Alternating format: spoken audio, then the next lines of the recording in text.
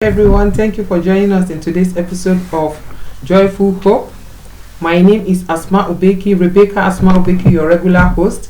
And in this program, what we do is to read excerpts of my book titled Awesome Wonder. And in today's edition, I'm going to read the story titled Strangers in the Garden. I'm sure you might be wondering what this story is all about. Stranger, garden, sit tight and watch. Listen and be blessed. Thank you. Felix was convinced to join the real estate business by the high rate of immediate turnover profit. If one bought a property and was fortunate to get a buyer, he was at liberty to manipulate the price upwards and gain a good profit margin without many hassles. Brother Samuel, his friend, who used to be his roommate in the university, introduced him into the profession. He informed him that he only needed to bring in a customer to buy a property for him to make some commission. He didn't need to own property to be a real estate agent for a start. All he needed to do was to find someone who had a genuine landed property he wanted to sell, and then find a serious buyer who was interested in that property. Then connect the seller to the buyer, and pronto, he will be automatically enriched by the commission from the transaction. Felix began the real estate business with zero capital when he joined Samuel in the profession. Brother Samuel was a lifesaver, a true friend, and a grateful person. At first, Felix didn't want to enter the profession because it appeared to be a game of chance. If you made sales, you had the cash to attend to your needs. But if you didn't make sales, you remained broke and had no hope of any remuneration at the end of the month. Felix didn't want to rely on that kind of lifestyle. He preferred to work in an organization where he would receive a steady salary every month end. After his National Youth Service, he clinched a job in the same government organization where his father worked. His father, who was close to retirement, facilitated his employment there to guarantee a steady source of income for him. For close to 2 years, everything seemed fine for Felix, but as soon as he got married and began to have children, paucity of funds became his burden. He often wondered how his parents were able to cope on the same salary. They had sent him and 4 of his siblings to good schools, and ensured that they never lacked all the basic necessities from primary school to the university. Felix had assumed that getting a good job was enough to take care of his financial needs, but it seemed to require more than that. One thing that had helped his parents enjoy some financial stability was that both of them worked and pooled their resources together to raise their family. In his case, however, his wife could not secure a job and everything depended entirely on him. His parents and siblings were tired of giving him bailout, and he didn't know what else to do with his life. Brother Samuel, who was doing great as a real estate manager, had often assisted him whenever he went to him for help, for which he was really grateful. He often made up his mind that he would refrain from seeking further assistance from him, because he had really been of great help to him over the years. Whenever all hopes were lost elsewhere, he eventually found himself at Samuel's doorstep. He was at a lowly point in his life when he cried to his good friend, Brother Samuel, once again. Samuel had many times bailed him out of financial embarrassments like house rent, school fees for the children, money to tide them over the lean times when the foodstuff ran out before paydays. In their school days, Felix had practically boarded Brother Samuel for free. His civil servant parents sent regular allowances and foodstuff to him at the end of every month. These he had shared freely with Samuel, who was from a less privileged home, and had to fend for himself throughout the duration of his university days. Samuel never forgot the role Felix played in his life, so he was always willing to go the extra mile to assist him. Felix, my friend, I wish you would heed to my advice and join me in this real estate business, he often told him. I prefer to teach you how to fish rather than give you fish whenever you have a need. I have a job, Samuel, remember? I only need this bailout now and I will not bother you again. I know, but that was what you said the last time you came to seek for financial assistance from me. I'm not complaining, but I wish you would give the business a trial.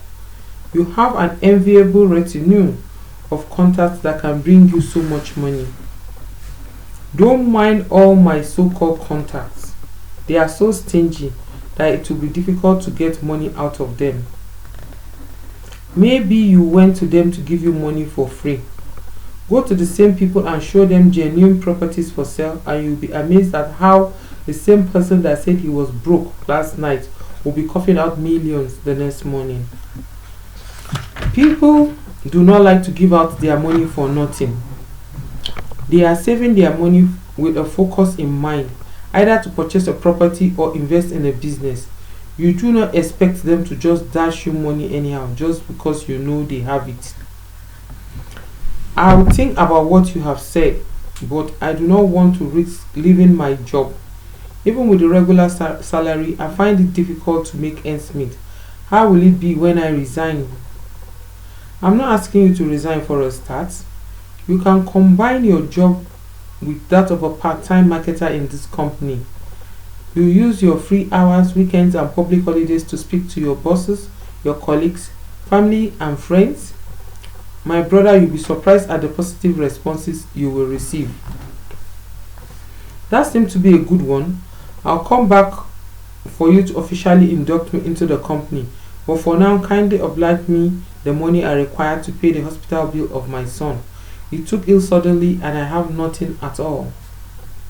Once Samuel gave Felix the money he needed, off he went. He settled the problem that led him to go a-begging, and he never bothered to consider the proposal of being a real estate marketer. The government downsizing of staff eventually led Felix to succumb to Samuel's suggestion. Felix was relieved of his job in the government organization, which turned out to be a great blessing in disguise for him. He resumed immediately in Bro Samuel's company as a full-time staff, and things became rosy for him. He made good sales from properties and commissions started pouring in like sand. For another 2 years, Felix remained with Bro Samuel, and within that time he had built his muscle as an authentic agent. As a rule, Samuel never engaged in any shady deals. He was a dedicated child of God whose watchword was holiness unto the Lord. The first 30 minutes of his working hours every morning were spent on morning devotion. He was that righteous and he was that spiritual. Once there was any controversy over a property, he never got involved in it, and this had kept his team out of trouble for the duration of his business life. Felix, who happened to be a nominal Christian, blended into the company well. He adhered to the laid down norms, and amazingly, he was never broke all the times he was with Brother Samuel. There was always one property or the other to sell. Sometimes they came as miracle. For instance, one morning a man called to inform Brother Samuel that he wanted to sell his 5-bedroom duplex in a certain area, and by noon a rich merchant calls them asking for a 5-bedroom duplex in that same area. Within hours, they had made commission that ran into millions. This often excited Felix and made him wonder why he had been initially so reluctant to join the business. That kind of deal, however, did not come every day, but God was still faithful. Brother Samuel had survived in the business from the days of little beginning, when his profit margin was very low and commissions from deals were far in between. He was an astute marketer, and he worked very hard. Starting with the small buildings and small deals, he gradually built a name for himself as a trustworthy businessman, and good deals came pouring in. Now, Felix was never in want. He had more than enough. He bought his own modest property and moved his young family into it. Then he bought 2 cars, one for himself and the other for his wife. And he even opened a textile shop for her. So 2 years after Felix joined Bro Samuel, they made a major hit. In just one business deal, they made a profit close to 200 million, out of which Felix alone got over 50 million naira. There was a house in the market that cost the exact amount of money Felix just received. Felix thought it was a good deal for him to purchase the house with his share of the money, make some renovation on the property and then resell it, most likely for double the amount he was buying it. He discussed the matter with Bro Samuel, who gave him a go-ahead. The house was sold to Felix and he was very happy. It was his first major investment. He worked on it earnestly until he completely renovated the building. Life seemed to have smiled on Mr. Felix, except for the fact that he made a big mistake. He told Bro Samuel that he wanted to be on his own and the CEO of his own real estate firm. Bro Samuel was not convinced that the time was ripe for Felix to go, but there was nothing he could do about it. He tried to convince Felix to stay a little while longer, but the latter insisted he was ready to fly. So Samuel prayed for him and even organized a send forth for him where they wished him farewell. That was the beginning of his problems. All the contacts he thought he had turned their backs on him. The largest he assumed he was going to have for himself alone when he sold the house he had bought for 50 million never came. To start with, no one came to buy the house. No one showed interest in it at all. It was as if he had made the worst investment in the world. He was ashamed of going back to his friend and former boss, Bro Samuel, who would have known how to handle the situation or even brought a buyer for him. The thought of Bro Samuel also brought something to Felix's mind. Bro Samuel was a member of Mountain of Fire and Miracle Ministries, and he prayed a lot about everything. Rather than consulting Bro Samuel to advise him on the kind of prayer he was to pray in order to get favor to sell the house, he began to pray on his own in his house. He prayed in his own capacity as a nominal Christian. People began to show interest in the house and began to make offers to buy it. However, the offers he got were a far cry from the amount he wanted to sell it. The house was being priced for 10 million, or at most 15 million naira. He never got anyone who offered an amount higher than 15 million naira. 2 good years passed. The house remained unsold. Whenever he spoke with Bro Samuel, he gave the impression that all was well with his business and that he was doing great as the CEO of his firm. He didn't want Bro Samuel to say, "I told you so," particularly about the hasty step he took to leave after he got one major breakthrough. He never wanted to talk about the house to Bro Samuel because he had lied that the house had been sold since the first year, not knowing that Bro Samuel was privy of all the enquiries and offers that went for the house. In those 2 years he was away from Bro Sam, business was actually a struggle and he was barely able to survive. One day he woke up too disturbed to concentrate. The week before, his 3 children had been driven away from school due to his inability to pay their school fees. The end of the term exam was just a week away. He tried all his best to raise money from any deal, just any deal, but nothing was forthcoming. At this stage, he was already tired. Eventually, he decided to sell the house he bought for 50 million naira at the rate of 15 million naira. He called the man that made the offer to him a year before, but the man told him he was no longer interested in the property. Then he called the person that offered to buy it for 10 million, and that one said he would get back to him in a day or 2. Then he paid a visit to Bro Samuel and laid bare his entire predicament before him. Bro Samuel was surprised. He knew Felix had not been finding things rosy in his business, but he hadn't realized that his situation was that bad. What baffled him the most was that Felix was at the verge of selling the house he had bought for 50 million and spent an additional sum renovating it at the giveaway price of 10 million naira. No, no, no. There must be something wrong, Bro Samuel said to Felix. This is not ordinary at all.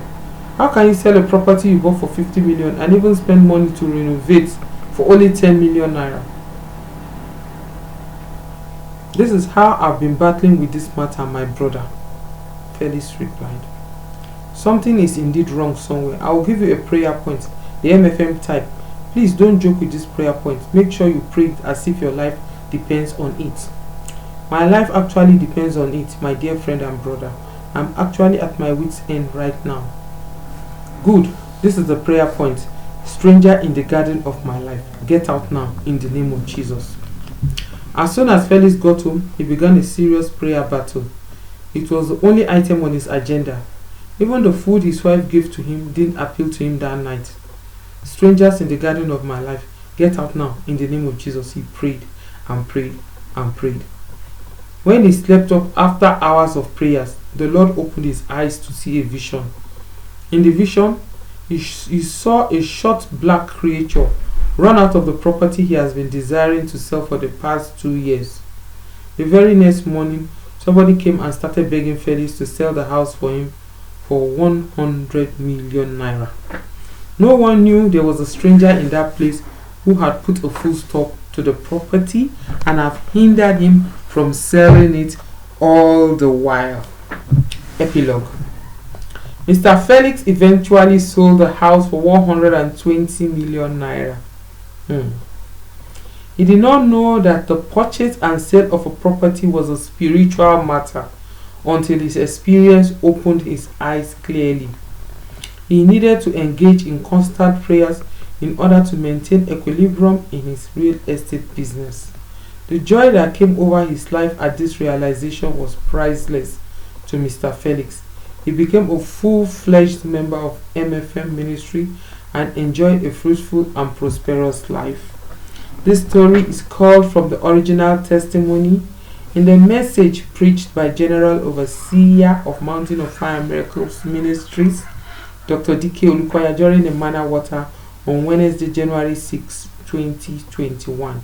And the title of the message is 10 Prayer Vitamins. Thank you so much, dear people, good audience, for joining us today. I'm most grateful.